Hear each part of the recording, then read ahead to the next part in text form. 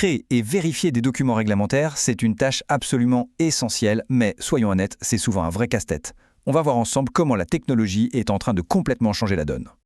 Peu importe le secteur, que ce soit dans le maritime, la santé ou la finance, gérer toute la paperasse réglementaire, c'est un défi permanent. On parle d'une véritable montagne de documents qui ne fait que grandir et qui demande une attention de tous les instants, et un temps précieux. Et voilà, on touche au cœur du problème. Rédiger ces documents, franchement, ça prend un temps fou. Ensuite, il faut s'assurer qu'ils sont corrects, qu'ils sont bien à jour, et ça, c'est une autre paire de manches. Parce que le moindre oubli, la plus petite référence qui n'est plus bonne, peut avoir des conséquences vraiment sérieuses. Heureusement, il existe aujourd'hui une approche bien plus maligne pour s'attaquer à cette complexité. Alors, découvrons la solution, un outil qui s'appelle Siragm. Alors, Serax, qu'est-ce que c'est ? Eh bien, il faut le voir comme un assistant ultra spécialisé. Son but, c'est d'utiliser l'intelligence artificielle pour, d'un côté, accélérer de manière spectaculaire la création de documents, et de l'autre, renforcer leur fiabilité. La promesse, elle est simple, une conformité plus rapide et surtout plus sûre. Cet outil, il propose deux manières bien distinctes de créer du contenu. On peut soit garder le contrôle total avec une méthode plus traditionnelle, soit on peut déléguer une bonne partie du travail à l'IA. Voyons un peu comment ça fonctionne. D'abord, le mode manuel. Bon, ça c'est simple, c'est direct. C'est l'approche classique que l'on connaît bien. On choisit le mode, on met un titre, on rédige tout de A à Z et on sauvegarde. C'est la voie qui offre un contrôle absolu sur chaque mot, mais c'est aussi, de loin, la plus gourmande en temps et en énergie.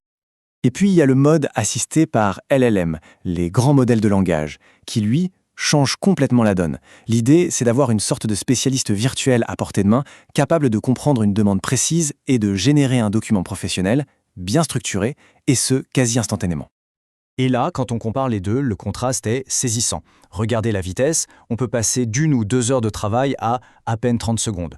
L'effort, il passe de élevé, puisqu'on part de 0, à faible. On n'a plus qu'à rédiger une bonne instruction et à relire le résultat.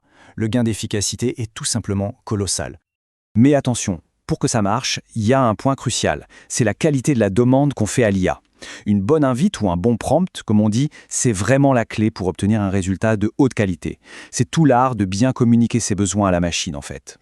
Par exemple, ça, c'est typiquement ce qu'il ne faut pas faire. Une demande aussi vague que rédige une procédure RGPD, c'est beaucoup trop large. L'IA ne sait pas de quel aspect du règlement il s'agit, ni pour quel type d'entreprise. Le résultat sera forcément générique et donc inutilisable. À l'inverse, regardez cette invite. Là, on est dans une autre dimension.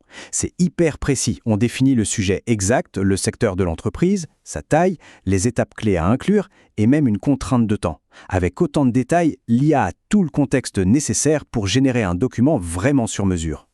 Donc pour résumer, la formule d'une bonne invite, c'est assez simple. Il y a 4 ingrédients. Une action claire comme créer ou rédiger, un sujet précis, les exigences, donc les normes de référence comme ISO 27001 par exemple, et enfin un maximum de détails pertinents. C'est la recette pour être sûr d'avoir un résultat optimal. Ok, une fois que le document est créé, que ce soit manuellement ou avec l'IA, le travail n'est pas fini. Loin de là, une autre étape, peut-être la plus importante, intervient, la vérification. Parce que ce n'est pas tout d'avoir un texte, il faut être certain que ces références réglementaires sont exactes et à jour. Et là encore, le processus est entièrement automatisé. L'outil scanne le document, il identifie toutes les citations de normes, comme un article du RGPD ou un chapitre de la Convention SOLAS. Ensuite, il va chercher en ligne pour vérifier si elles sont toujours valides, et il compile tous les résultats dans un rapport très clair. Et voilà à quoi ça ressemble.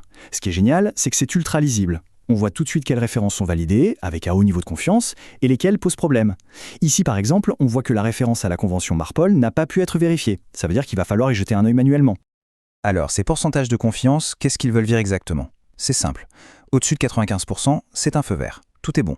Entre 80 et 95%, c'est solide. En dessous de 80%, l'outil suggère une vérification manuelle, juste au cas où. Ça permet vraiment de concentrer son attention là où c'est nécessaire.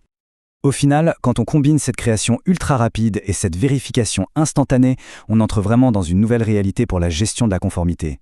Une réalité où la confiance n'est plus quelque chose qu'on obtient après un travail de longue haleine, mais un résultat quasi immédiat. Donc si on fait le bilan, les bénéfices sont énormes. On transforme des heures de travail en quelques minutes. On vérifie la conformité en un seul clic. On attrape les erreurs avant qu'elles ne créent de vrais problèmes. Et surtout, on libère un temps précieux pour enfin se concentrer sur des tâches à plus forte valeur ajoutée, sur le cœur de son métier. Et tout ça, ça nous amène à une question de fond. Si on réduit de façon aussi drastique la charge mentale et le temps passé sur la documentation, quelles nouvelles portes ça ouvre? Quelles innovations, quels projets les équipes pourraient-elles enfin lancer avec toute cette énergie et ce temps retrouvé? C'est une perspective qui donne vraiment à réfléchir.